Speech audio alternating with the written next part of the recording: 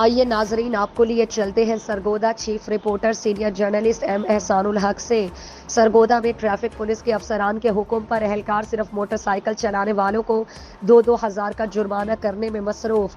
Licence, motor cycle کے کاغذات، شناختی کارڈ ہونے کے باوجود بھی کسی کو معافی نہیں۔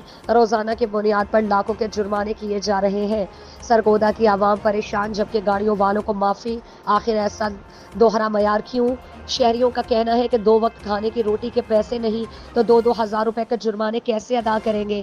شہریوں نے کہا کہ جرمانے کے بعد موٹر سائیکل چھڑوانے کے لیے جاتے ہیں تو سٹی ٹریفک پولیس کا عملہ گھنٹوں گھنٹوں کھڑا رکھتے ہیں، بدتمیزی، بد اخلاقی سے پیش آتے ہیں۔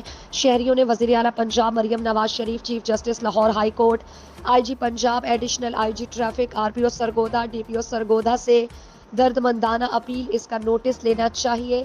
آخر ایسا ظلم عوام پر کیوں کیا جا رہا ہے؟